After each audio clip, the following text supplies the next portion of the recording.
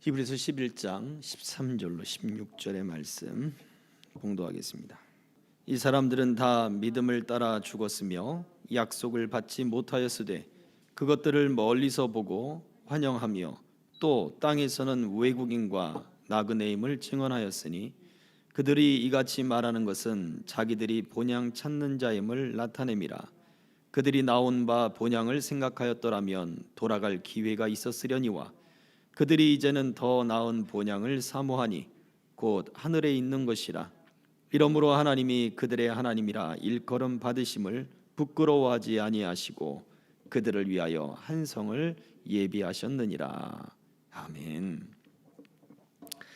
오늘 이 말씀 속에서 히브리서 11장에 등장하는 믿음의 사람들에 대한 이야기를 합니다. 믿음으로 살고 믿음으로 떠나고 또 믿음으로 그 삶의 방향을 잡아가며 또 여러 가지 질병뿐만 아니라 고난과 환난과 억압과 그리고 핍박까지도, 이거는 어떤 개인적인 억압을 떠나서 사회적이고 그리고 이게 단체적이고 이 군집적인 그런 억압까지도 억울하게 당하는 그러한 상황 속에서도 바로 이들은 믿음을 가졌는데 어떠한 믿음이냐라고 할 때 바로 나온 바 본향을 생각하지 않고 더 나은 본향을 사모하는 믿음이었다라는 것입니다. 더 나은 본향을 사모하는 믿음이라고 하는 것은 결국 그 마음에 무엇으로 만족하고 있는가라고 할 때 사회적 제도에 만족하지 않았다는 거죠. 사회적 복지에 만족하지 않았고 또 개인적 친분이나 어떤 개인적 어떤 그런 사랑 또 삶의 어떤 모습들, 진취적이고 성공하고 흔히 이야기하는 잘 나가고 하는 그러한 사회적 위치에도 만족하지 않았습니다. 오직 무엇에 더 나은 본향, 하나님이 약속하시고 그리고 하나님이 예비하신 그 본향을 바라보았다라는 것이 히브리서 11장에 등장하는 믿음의 사람들의 모습이었던 것입니다. 특별히 현재 대표적인 사람으로는 물론 아브라함이 있을 수 있겠죠. 그래서 히브리서에서는 여러 군데에서 바로 그 아브라함의 믿음이 등장하기도 합니다. 하나님이 반드시 복주고 너를 형통하게 하리라 라고 했더니 아브라함이 그것을 믿었다고 했죠. 그것이 아브라함의 인생 가운데 바로 믿음으로 작용할 수 있는 바로 만족이 되었던 것입니다. 영적 만족. 15절에 오늘 우리가 읽었던 말씀 11장 15절에 그들이 나온 바 본향을 생각하였더라면 돌아갈 기회가 있었으려니와. 그렇죠. 얼마든지 돌아갈 기회가 있었습니다. 익숙한 것에 돌아갈 수 있었고 자기들의 삶의 기반의 터전으로 다시 돌아갈 수가 있었습니다. 어려움을 당할 때, 또 위협을 당할 때, 또 포로가 될 때, 또 재산을 뺏기고 어떤 여러 가지 이러한 일들이 당할 때 돌아가자. 우리가 왜 여기 객지에서 우리가 고상하냐. 그냥 내 고향 땅으로 돌아가고 아버지 땅으로 돌아가고 내 친척 일가족들이 있는 그 땅으로 돌아가자. 거기 가서 다시 시작하자. 거기 가면 우리 편이 되어줄 사람들이 많다라는 생각을 왜 안 했겠습니까? 그런데 아브라함이 바라본 것은 하나님께서 너의 본토 친척 아비집을 떠나라 라고 말씀하셨으니 바로 그 아비집을 떠나라 하셨던 친척의 집을 떠나고 너희들의 뒷배가 되고 배경이 되고 너희의 편이 되어줄 그러한 사람들을 떠나라 말씀하신 하나님의 말씀을 그는 믿음으로 받아들인 거예요. 거기에는 이유가 있겠지. 하나님의 약속이 반드시 이루어지겠지 라고 하는 믿음을 바로 그 마음 가운데 소망으로 받은 거죠. 그래서 왜 안 어려웠겠습니까? 왜 하나님의 약속이 빨리 이루어지지 않을 때 왜 고민이 되지 않았을까요? 결국 아브라함이 하갈을 후처로 취한 것도 바로 하나님의 약속이 빨리 성취되지 않고 자기는 늙어가고 있고 사라도 이제 경수가 끊어져서 아이를 낳을 수 없는 그런 폐경기에 이르렀고 이러한 일들을 보니까 가장 합리적인 방법들을 찾은 것이겠죠. 그런 고민들 속에 나온 행동들일 것입니다. 그런데 하나님은 바로 그러한 고민과 그리고 그러한 갈등, 번민, 그러한 속에서도 올바른 방향을 찾아가도록 계속해서 그의 마음 가운데 찾아와 주시고 또 그에게 계속해서 언약으로 약속으로 증거로 그의 삶을 만져주시더라는 것입니다. 그래서 결국 그가 믿음의 조상이 되었고 그를 통해서 하나님이 계획하신 바로 이스라엘 민족 한 사람을 통해서 한 가정을 통해서 하나님의 구원의 역사를 써내려가고 예수 그리스도를 증거하는 예표하는 그 삶의 모습들을 나타내는 그러한 모습으로 하나님이 만들어 가시더라라는 것입니다. 결국은 아브라함을 하나님이 벗이라 그렇게 칭했다라고 했죠. 그만큼 하나님과 친밀한 사이가 되었고 하나님과 교제하는 사이가 되었고 하나님과 신뢰하는 사이가 되었더라라는 것입니다. 그런데 문제는 이 믿음이 아브라함에게만 아니라 바로 아브라함처럼 더 나은 본향을 마음 가운데 소망으로 삼는 사람, 하나님의 약속을 만족으로 삼는 사람, 바로 그들에게도 동일한 믿음의 약속이 기록되어 있다는 것입니다. 그래서 저와 여러분들에게 지난 주일날 우리가 살펴봤던 말씀이 바로 그것입니다. 무엇으로 우리가 만족하고 있는가에 대한 부분이죠. 이어서 지난주의 말씀 같이 말씀 산책을 통해서 한번 살펴보도록 하겠습니다. 우리는 의에 줄이고 목마른 자가 복이 있나니 그들이 배부를 것이다 라고 하는 마태복음 5장 6절의 말씀을 지난 주일날 살펴보았습니다. 자, 그 말씀 속에서 첫 번째 질문을 한번 보도록 할게요. 누가는 단순히 줄인 자로 묘사하고 있으나 마태는 그 줄임의 목적을 의라 밝히는 이유가 무엇인가요? 그렇습니다. 마태복음 5장 6절에서는 의에 줄이고 목마른 자는 복이 있나니 라고 기록되어 있지만 누가는 단순히 줄인 자는 복이 있나니 저희가 배부를 것이다 라고 기록해 놨단 말이에요. 마태와 누가 동일하게 예수님의 말씀을 분명히 들었을 것인데 왜 특별히 마태는 줄이고 목마르고 배부른 것의 목적이 무엇냐라는 것을 밝히고 있어요. 자, 같이 읽어볼게요. 시작. 모든 사람이 겪는 육적인 기근이 아니며 하나님의 말씀을 듣지 못하기 때문에 겪는 심각한 영적 기근을 강조합니다. 그렇습니다. 사실 실제적으로 예수님 주변에 그 말씀을 듣기 위하여 그 산에 모였던 사람들은 가난한 사람들이었습니다. 물론 그 중에는 부자들도 있었겠죠. 그러나 대부분의 서민들의 모습이 결코 부유하지 않을 것입니다. 로마의 압제 아래 있었고 로마의 통치 아래 있었고 또 로마의 황제 또 그 제도 아래 강력한 세금들이 부여되었고 또 이스라엘은 특별히 그 유대인들 사회로 구성되어 또 성전세와 그리고 각종 그 예배를 드리면서 하나님께 제사를 지내면서 드리는 여러 가지 물질적인 부분들도 포함되어 있다라고 하는 거예요. 소와 양과 비둘기와 곡식을 드리고 성전세를 환전을 해서 드리고 하는 그 모든 일들 속에는 이게 경제적으로 어마어마한 출자가 필요합니다. 경제적으로 반드시 필요하다는 거죠.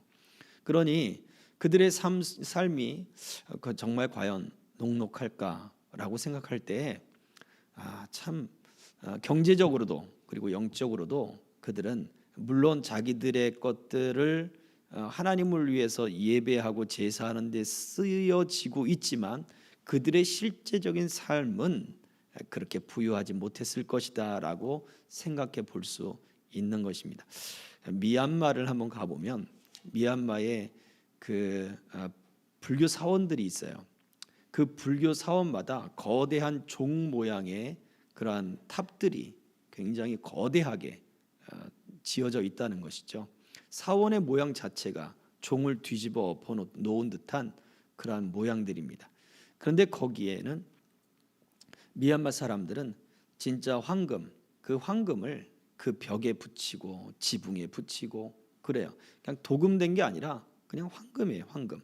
그래서 아주 그 금을 얇게 피막을 만들어서 그거를 벽에 대고 막 문질러요. 그럼 그게 붙어요. 진짜 금 종이를 갖다가 벽에다 붙이면서 그렇게 공량 이런 것들을 한단 말이죠. 근데 그들의 삶은 가난해요. 그래서 이런 말도 있다고 하는 거예요. 그 미얀마에 있는 그 사원들에 있는 그 붙어 있는 금들을 다 떼다가 가난한 사람들을 나눠주면 저들이 다 부유하게 살 수 있다. 그런 이야기들을 하는 분들도 있었습니다.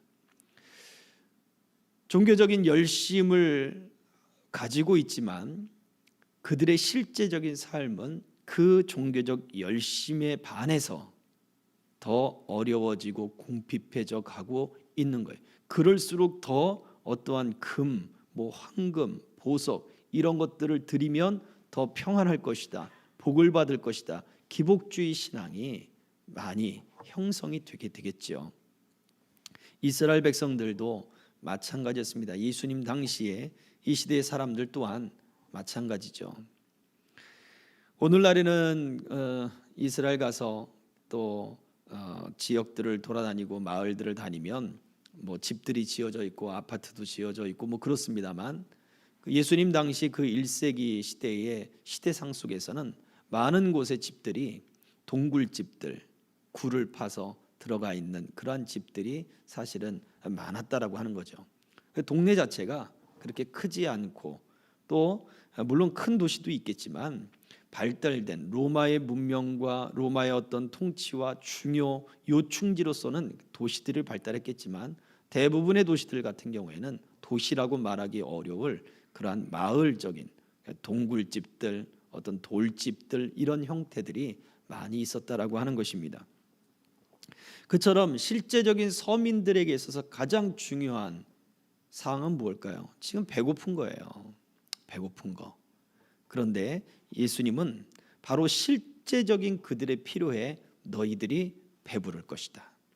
삶의 변화가 나타날 것이다. 인생이 달라질 것이다. 바로 그 말씀을 하고 있는 거죠. 그런데 마태는 거기에 더해서 그 배고픔은 바로 영적 기근이 있다라고 하는 것에 더 강조점을 두었다는 거예요. 자, 다음 질문을 볼게요. 성경의 의, 마태가 얘기했던 의에 줄이고 목마른 자, 이 성경에서 말하는 의는 그렇다면 영적으로만 해석될 수 있을까요? 이 의에 줄이고 목마르다고 하는 것의 그 뜻이 뭘까요? 이런 질문을 던질 때 성경에서 말하는 그 의가 과연 영적인 의미로만 해석이 될까라는 것입니다. 자, 같이 읽어보겠습니다. 시작. 의란 개인의 인격적인 의로움과 넓게는 사회적인 정의도 포함됩니다.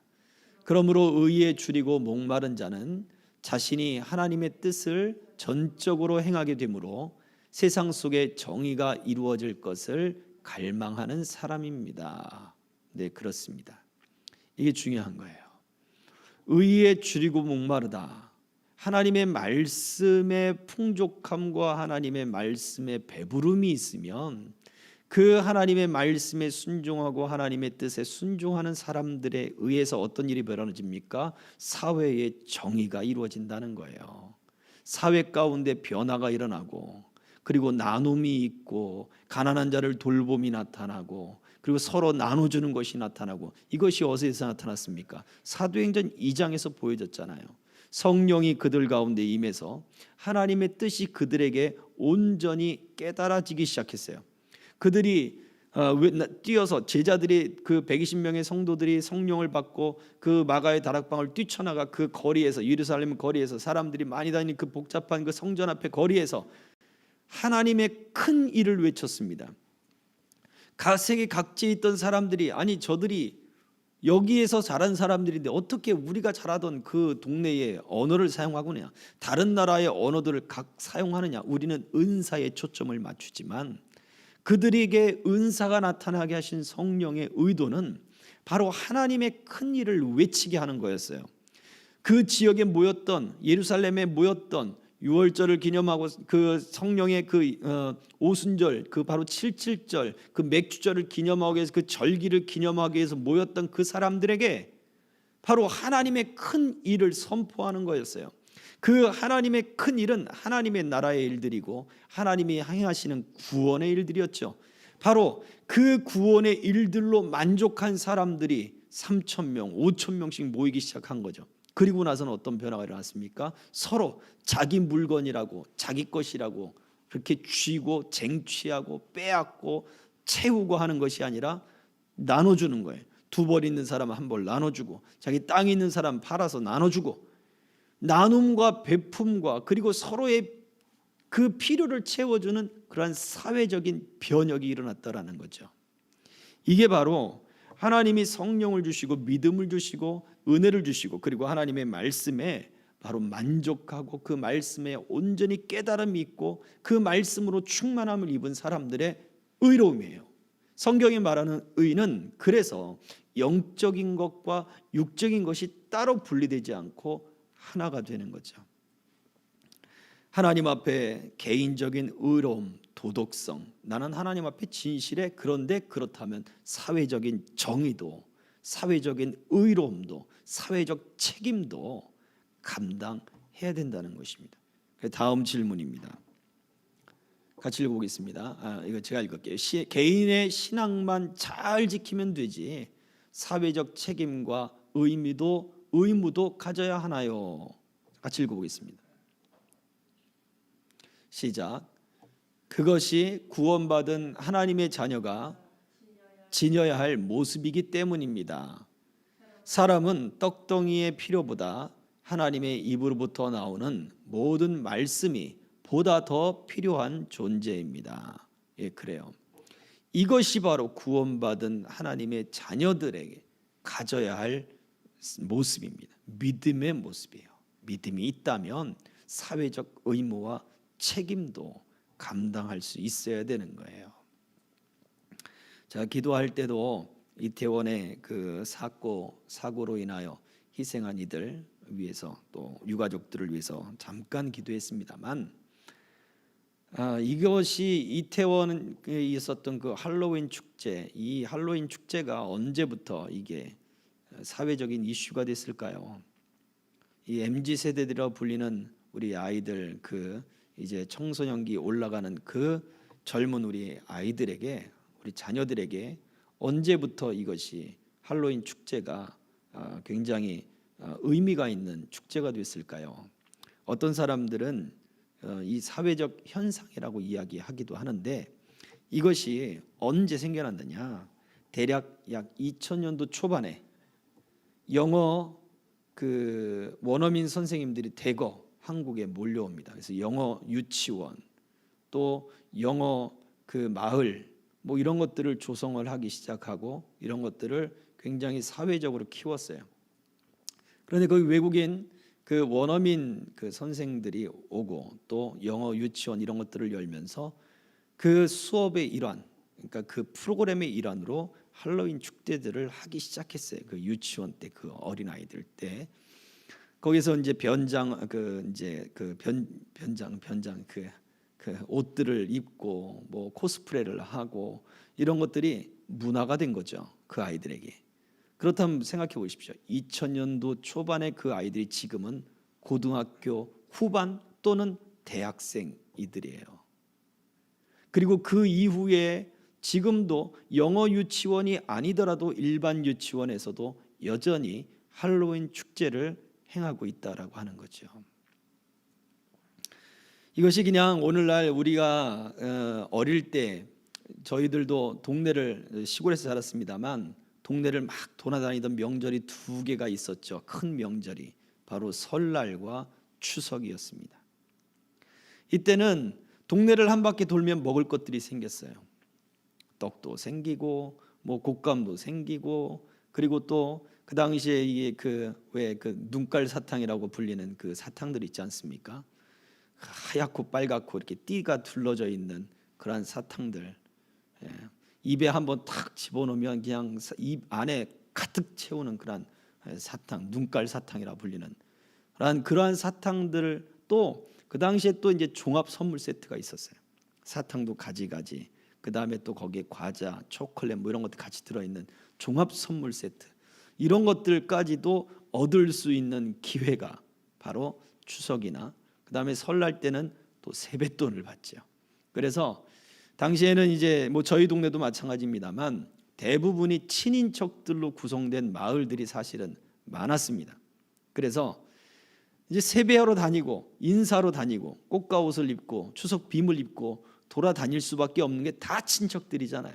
마을 한 바퀴를 싹 돌면 그냥 그날 오후는 신이 나는 거죠.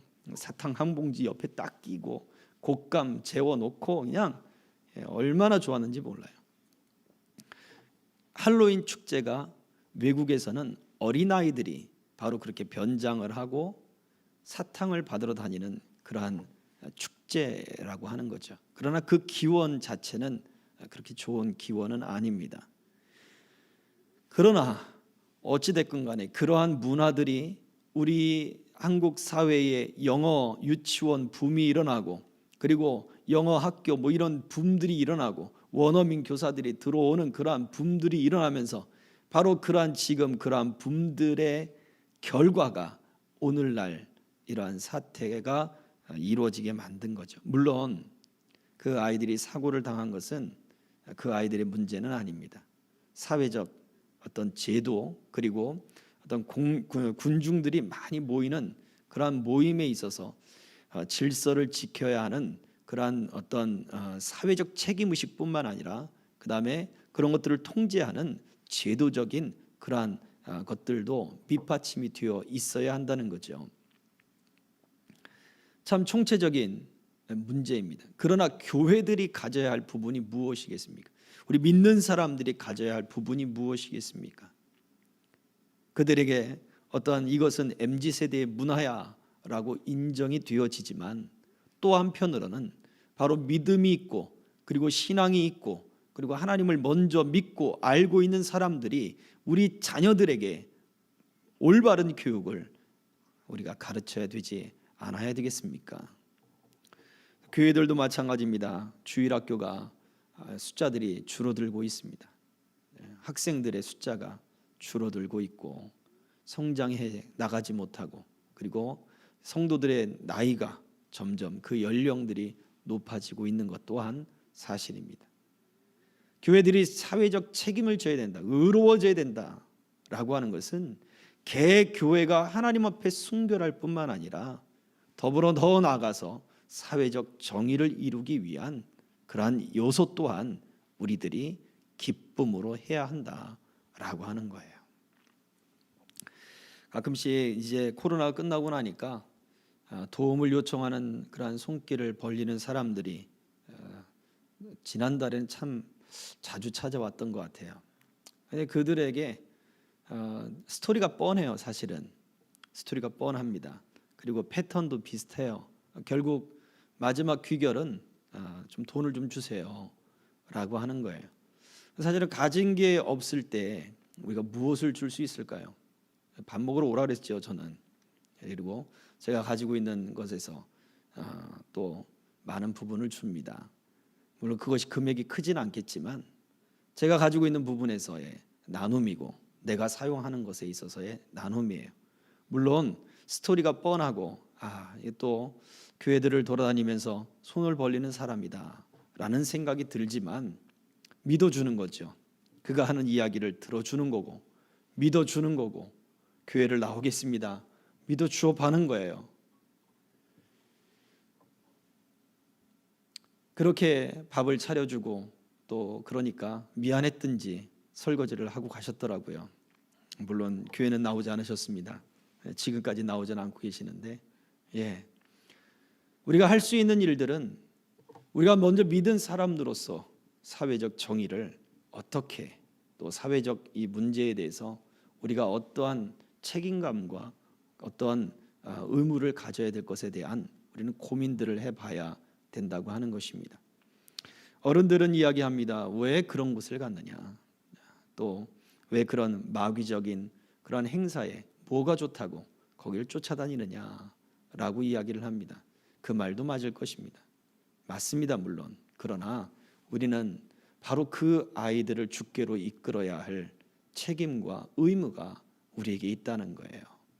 155명, 156명의 영혼들이 지금 우리의 손을 또 우리의 외침을 떠나서 완전히 이제 더 이상 복음을 들을 수 없는 그런 상태가 되어버린 거죠. 물론 우리 동네에서 벌어지는 일은 아닙니다. 우리가 그렇게 쉽게 생각할 수 있겠지만 앞으로 우리 한국 교회가 더 이러한 부분에 있어서 이 의로움이 무엇인가, 어떻게 우리는 의로움을 나타낼 것이며 우리에게 이야기하고 있는 이 의로움에 목마른 자가 배부름을 얻을 것이다 라고 마태는 강조하고 있잖아요. 과연 우리는 개인적인 성결에 목말라 하고 있고 또 이러한 사회적 책임, 교회가 감당해야 할 이 믿음의 일들에 대해서 우리는 갈증을 느끼고 있느냐라고 하는 것입니다. 이러한 부분들을 우리는 좀 더 깊게 생각해 봐야 될 것이에요. 우리가 왜 이런 일들을 해요? 우리 교회는 사회적 어떤 그런 단체는 아닙니다. 어떤 사회적인 그리고 기부를 하고 또 사회적 도움을 주고 그 목적이 교회의 목적은 아니에요. 그러나 우리를 통해서 그 기부의 손길과 사회적 책임을 다하는 것이 바로 그리스도인들이 세상 가운데 보여줘야 할 모습일 것이고 또 우리가 영혼 구원을 위해서 우리가 안타까워하고 그 영혼도 구원을 하기 위해서 우리가 힘써야 하는 이유는 바로 사람이 떡으로만 사는 존재가 아니기 때문에 그런 거예요. 왜 이 땅 가운데 영적 기근에 대해서 성경이 그렇게 경고를 하느냐? 사람의 영혼은 바로 떡으로 배부르지 못하기 때문에 그렇다는 것입니다. 이처럼 큰 슬픔과 사고를 당한 이들에게 국가에서 보상금을 얼마 준다 이런 이야기가 있지만 그것의 10배를 준다 하더라도 만족하겠습니까? 자녀를 잃은 슬픔에 비할 수 있겠습니까? 절대 그럴 수 없는 거예요. 그것처럼 우리 영혼이라고 하는 이 존재는 보다 근본적으로 하나님의 형상으로 지어져 있기 때문에 우리는 하나님의 말씀을 먹어야 우리 영혼의 진정한 만족을 누릴 수 있는 것입니다. 자, 다음입니다. 백성들은 애굽을 떠나 약속의 땅으로 가는 여정 속에서 하나님의 제공하심을 받아 먹고 배불렀음에도 백성들은 무엇에 욕심을 부렸나요? 자, 이스라엘 백성들이 애굽 땅에서 떠나오면서 만나와 메추라기를 먹었던 바로 그 사건이죠. 민수기 11장 5절 6절 같이 읽습니다. 시작. 우리가 애굽에 있을 때에는 값없이 생선과 오이와 참외와 부추와 파와 마늘들을 먹은 것이 생각나거늘 이제는 우리의 기력이 다하여 이 만나 외에는 보이는 것이 아무것도 없도다 하니. 자, 그들이 지금 보이는 것, 우리가 이 만나만 먹다 보니까 기력이 쇠해졌다라고 이야기하죠. 이 이야기 무엇입니까? 정리해 놓았습니다. 같이 읽습니다. 시작. 하나님이 제공하신 것보다 그들을 즐겁게 해줄 것들에 대해 마음을 가졌습니다. 그래요. 그들이 입이 즐거운 거죠. 그들의 입이 즐거운 거. 우리가 그 흔한 말로 그런 거 있잖아요. 피똥 싼다. 어느 때 피똥 쌉니까? 불닭을 먹고 피똥 싸고 불족을 먹고 피똥 싸고 그런 이야기들을 우리가 해요.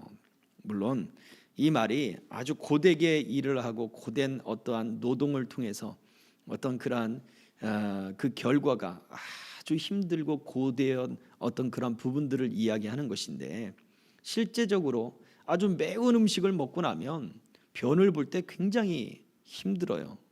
아프거든요. 변을 통해서도 통증이 느껴진단 말이에요. 소화를 시킬 때도 아프고 변을 볼 때도 아파요. 물론 나는 안 그런데 그런 분도 있겠지만 대부분의 사람들이 그래요.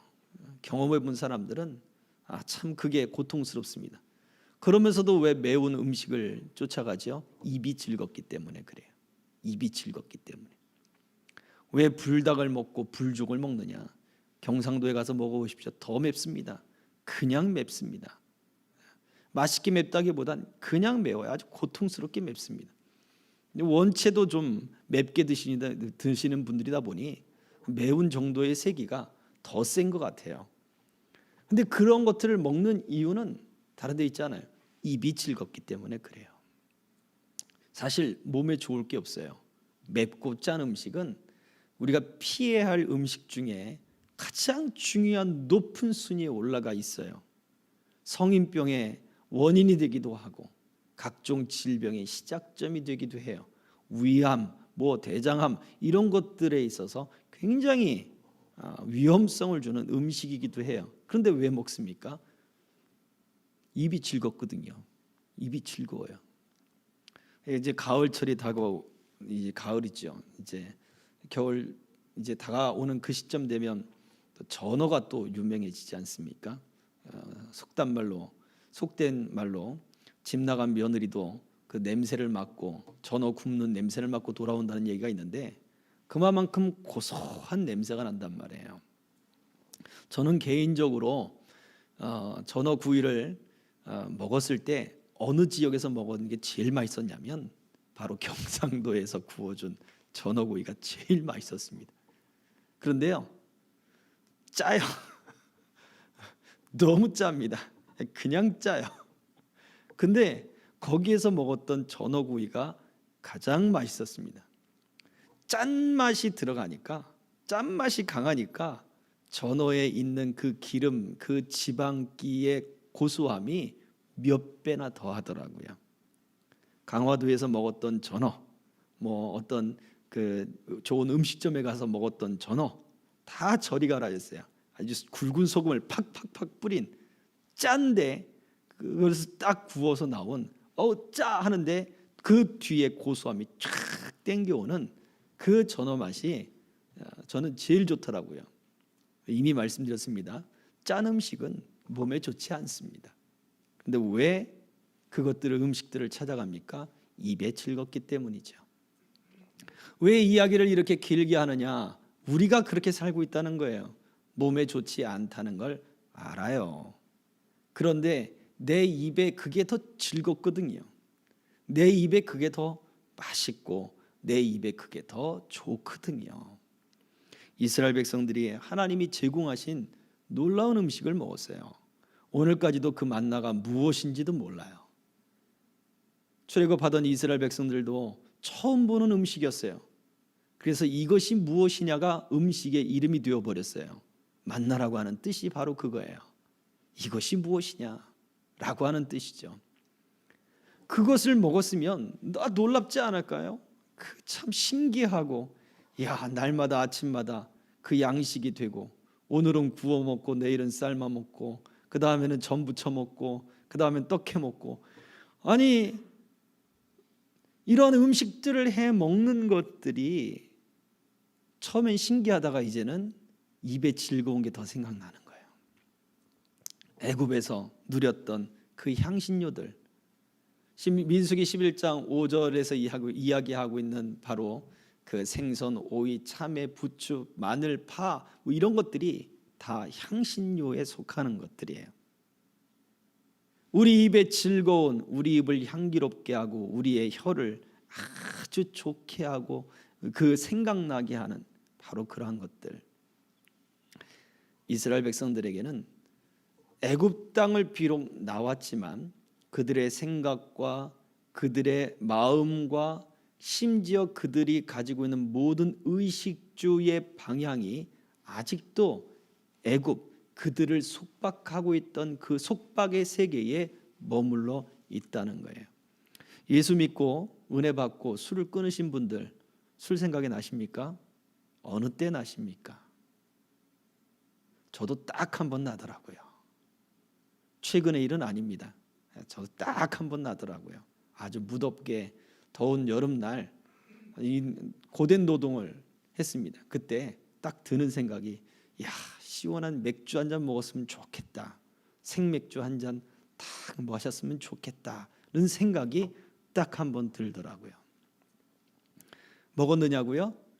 안 먹었습니다. 지금까지도 먹지 않고 있습니다. 앞으로 먹겠냐고요? 먹지 않을 것 같습니다. 그때의 마음이 그랬었다는 거죠. 우리에게도 마찬가지예요. 우리가 예수를 믿고 새로운 생명을 얻고 새로운 은혜를 받았지만 우리의 육체와 우리의 마음과 우리의 생각이 우리를 구속하기 전에 그러한 세계에 여전히 우리가 남아 있을 때, 거기에 속박되어 있을 때, 그것에 깨끗해지지 못했을 때 여전히 구원받고 놀라운 은혜를 경험했음에도 불구하고 그 영혼이 만족하지 못하는 거예요. 애굽의 것들을 자꾸 그것들이 생각나는 거예요. 그래서 하나님은 이스라엘 백성들에게 신령한 음식 만나를 주신 거예요. 안 그랬다면 하나님이 저 생선과 그 오이, 참외 이런 것들, 농산물들이 자라나게 하셨을지도 모르겠어요. 그런 것들이 자라나는 곳으로 이끄셨을지도 모르겠어요. 그러나 하나님은 그들 입에 인박혀 있는 바로 그 애굽의 모든 맛들조차도 하나님은 다 빼내 버리기를 원하시는 거예요. 담배를 끊으신 분들이 공통적으로 얘기하는 게 있죠. 담배가 끊어지고 이제는 담배 생각도 나지 않은 경지가 되면 누군가 담배를 딱 피고 옆을 지나가면 그 담배 냄새가 역겹게 느껴집니다. 그런데 여전히 담배에 대해서 임박해 있는 그 니코틴의 향수와 이런 것들이 계속해서 생각나는 사람은 담배 피고 지나가면 그 향기가 향기로운 거예요. 근데 이것을 완전히 잊어버린 사람은 담배 핀 사람이 옆을 지나가면 그 냄새가 역겨워요. 나도 저랬나? 이런 생각이 들어요. 이게 달라지는 것입니다. 하나님은 이스라엘 백성들에게 있는 그 임박힌 애굽의 모든 것을, 그 입맛까지도 하나님은 다 바꾸기를 원하신 거예요. 그러니까 얼마나 철저하게 애굽에 속박되었던 것들을 벗기를 원하셨는가를 우리가 생각해 볼 수 있죠. 자, 다음입니다. 믿음으로 만족하지 못하고 세상의 욕심으로 채워질 때 나타나는 모습은 무엇입니까? 같이 읽어보겠습니다. 신명기 32장 15절 시작. 그런데 여수run이 기름짐에 발로 찼도다. 네가 살찌고 비대하고 윤택함에 자기를 지으신 하나님을 버리고 자기를 구원하신 반석을 없인 여겼도다. 자, 마음이 욕심으로 살찜으로 하나님을 버리고 없인 여기게 됩니다. 예, 그렇습니다. 마음이 욕심으로 비대해졌대요. 살찌고 비대해졌다, 둔해졌다는 얘기예요. 육체가, 우리의 몸도 살찌고 비대해지면 행동이 비대해지고 각종 성인병의 원인이 되듯 마음이 살찌고 그냥 윤택해지고 건강해졌다는 것이 아니라 살찌고 윤택해지고 비대해졌다라고 그래요. 욕심으로 가득 차고 몸에 있지 않아야 할 그러한 성분들이 계속해서 때처럼 그 지방처럼 몸에 남아있는 그러한 병을 일으키는 원인들처럼 그 마음에도 계속해서 그것들이 쌓이고 축적이 되고 그러면서 그 마음을 둔하게 만들어버린 거예요. 은혜에 둔하게 만들어버리고 하나님의 말씀에 둔하게 만들어버렸어요. 그랬더니 어떻게 됩니까? 하나님이 복 주신 그 복을 받고도 가나안 땅에 들어가서 그들이 파지 아니한 우물에 물을 마시고 그들이 심지 아니한 과일의 열매를 먹고 그들이 심지 않은 것들의 그 곡식들을 거두어 드릴 때, 이야, 하나님이 우리에게 이 모든 것을 주셨구나, 하나님이 약속대로 이게 우리에게 주셨구나, 우리는 받을 만한 자격이 없는데 하나님은 우리에게 주셨구나, 하나님 감사합니다, 감사하며 기쁨으로 살아야 되는데, 아이 고작 이런 거 주셨어? 하나님이 고작 이러한 집을 주시려고 우리를 그 가나안 땅에서 40년 동안 고생시킨 거야? 이렇게 되어버리는 거죠. 은혜를 저버리고 하나님을 없인 여겨버리는 것이 바로 그들의 모습이었어요. 왜 하나님이 가나안 땅에 도착한 이스라엘 백성들을 왜 또다시 바벨론으로 보낼 수밖에 없었느냐에 대한 답이 바로 이미 모세의 때로부터 이미 하나님께서 경고하고 계시다는 거예요. 그렇습니다. 자, 다음입니다. 성경이 양식 아닌 것, 배부르지 못하게 될 것을 구하기 위해 수고할 것이 아니라고 말씀하신 이유가 무엇인가요? 이사야서는 이렇게 말씀하고 있죠. 이사야 55장 2절 3절입니다. 시작. 너희가 어찌하여 양식이 아닌 것을 위하여 은을 달아주며 배부르게 하지 못할 것을 위하여 수고하느냐. 내게 듣고 들을지어다. 그리하면 너희가 좋은 것을 먹을 것이며 너희 자신들이 기름진 것으로 즐거움을 얻으리라. 너희는 귀를 기울이고 내게로 나와 들으라. 그리하면 너희의 영혼이 살리라. 내가 너희를 위하여 영원한 언약을 맺으리니 곧 다윗에게 허락한 확실한 은혜이니라. 아멘. 보세요. 양식이 아닌 것, 또 배부르게 못할 것을 위하여 수고하지 말고 내게 와서 들으라 라고 말씀한단 말이죠. 이 이유는 하나님이 기름진 것으로 즐거움을 주실 것이라는 얘기예요. 배부르게 하기 위해서, 또 자기 스스로 어떤 것을 채우기 위해서 욕심을 부리고 아무리 그것을 채우고 그것을 잡으려고 하지만 채워지지 않고 잡히지 않기 때문에 다투고 싸우고 그리고 서로 죽이고 살인하기까지 한다라고 야고보서는 이야기하고 있잖아요. 그런데 하나님은 어떻게 해요? 내게 와서 들으면 너희가 기름지고 배부르고 즐거울 것이다 라고 말씀을 하고 있다는 말입니다. 그리고 더 나아가서 이 3절에 가서는 더 그들에게 그들의 영혼이 살 것이다 라고까지 약속해. 이 영원한 약속이 너희들에게 주어질 것이다. 영혼이 살 것이다 라고 해요. 육체적인 어떤 기름진 육체적인 즐거움뿐만 아니라 영적인 즐거움까지도, 이것은 사람이 생각지도 못하는 것까지도 다 채워주실 것이다 라고 약속하고 있다는 것입니다. 그래서 사람은 우리가 배부르게 하는 것, 또 우리가 채우려고 하는 것, 그것을 위해 수고할 것이 아니라 하나님의 말씀, 하나님의 그 양식, 하나님의 약속, 하나님이 나를 채우시고 하나님이 나를 만족해 하시고 하나님이 나를 기름지고 윤택하게 할 그 말씀의 은혜들을 사모해야 할 것을 말씀하고 있는 거예요. 마지막입니다. 그들이 배부를 것이미요 라는 선포를 듣고 어떤 확신 있는 결과를 기대하십니까? 자, 여러분들은 우리가 이 팔복의 말씀 잘 아는 말씀이고, 또 우리는 주일뿐만 아니라 오늘 이 말씀을 정리하면서 다시 한번 또 이 말씀들을 생각하게 되는데, 너희가 배부를 것이다. 지금 줄인 자는 배부름을 얻을 것이다. 또 의에 줄이고 목마른 자도 배부름을 얻을 것이다 라고 하는 이 말씀을 듣고 우리는 무엇을 확신할 수 있을까요? 자, 같이 읽어보겠습니다. 시작. 하나님은 이 땅에서는 완전히 해결되지 못할 기근들에 대해 끝내 만족을 주실 것에 대해 확신합니다. 오직 하나님이 그 백성을 살찌우고 만족시킵니다. 우리가 확신해야 할 것은 바로 이것입니다. 하나님은 그 백성을 살찌우고 만족시키다. 우리 영혼의 부족함, 우리 영혼에 채워지지 않는, 우리 인생 가운데 해결되지 않는 이 목마름, 갈증, 배고픔, 이것을 하나님은 끝내 해결해 주실 거라는 거예요.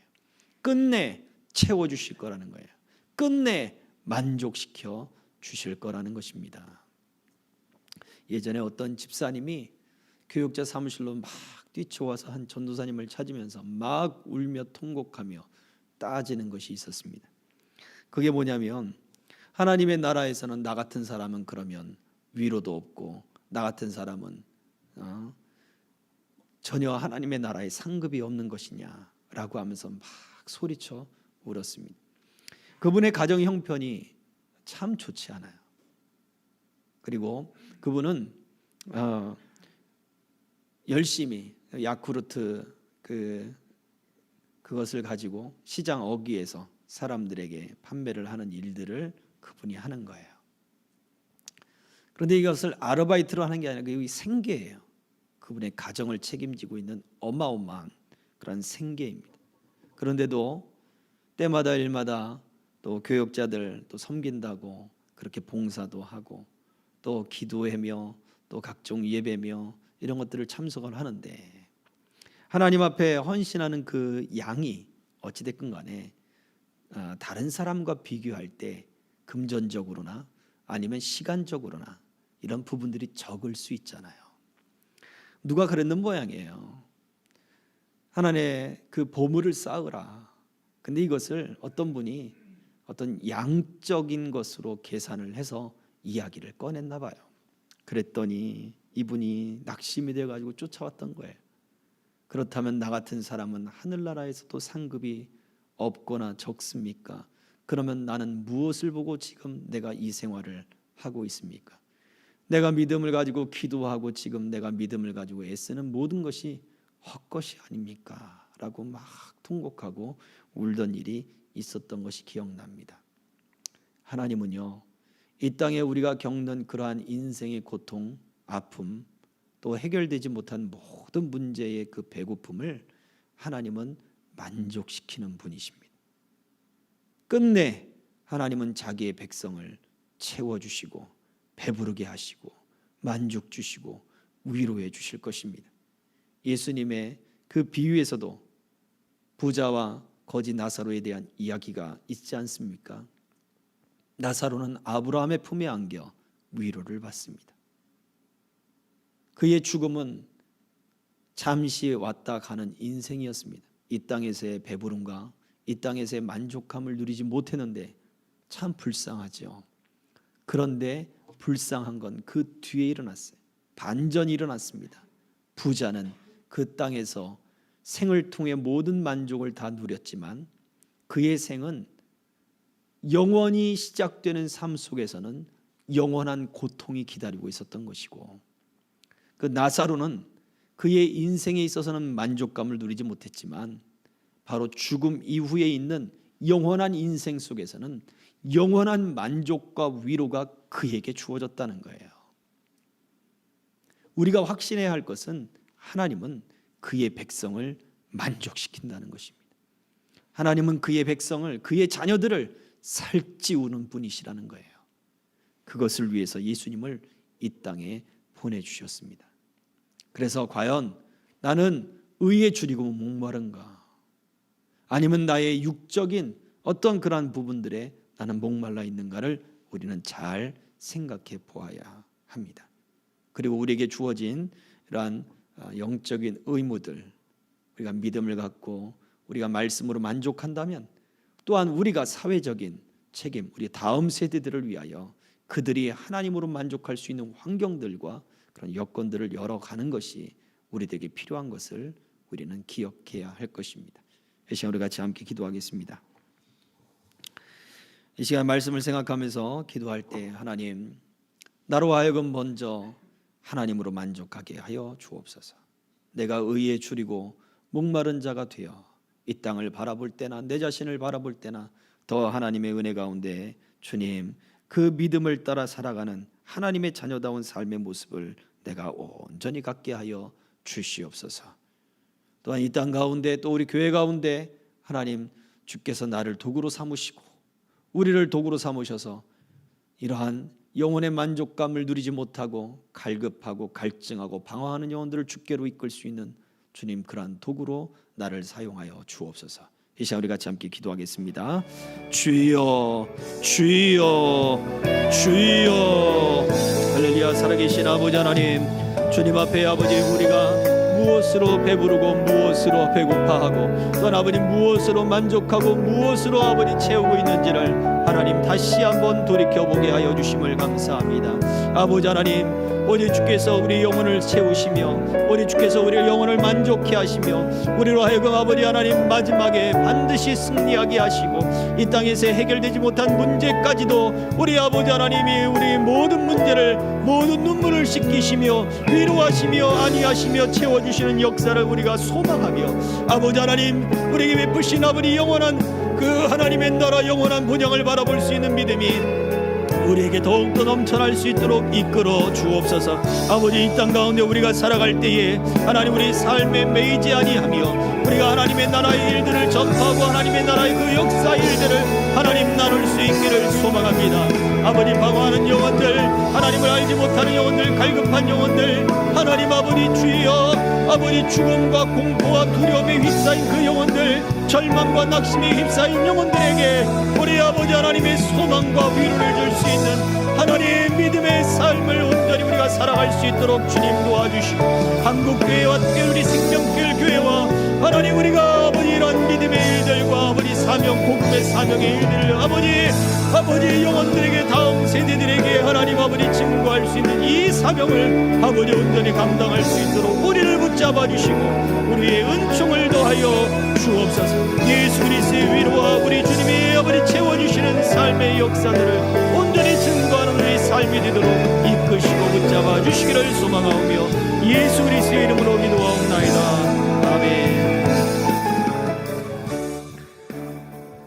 우리 영혼을 만지시고 우리 영혼을 살찌게 하시며 만족해 하시는 아버지 하나님, 우리가 이 땅에서의 삶에 배고플 것이 아니라 하나님의 나라의 일들, 주님 의에 줄이고 목마른 자들 되어 이 땅에 예수 그리스도를 믿는 그 믿음으로서 살아가는 삶의 모습을 사회 속에도 그 책임감을 가지고 다음 세대 속에도 하나님 증거할 수 있는 우리의 삶이 되게 하여 주옵소서.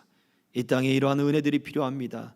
우리가 의에 줄이고 목마른 자 되기 원합니다. 옛 구습과 우리가 속해 있던 아버지 그 죄의 습성들에 목말라 하지 않게 하여 주시옵시고 오직 하나님의 나라의 일들과 하나님의 은혜 속에 목말라 하는 그러한 은총들이 우리 가운데 있어지도록 이끌어 주시옵소서.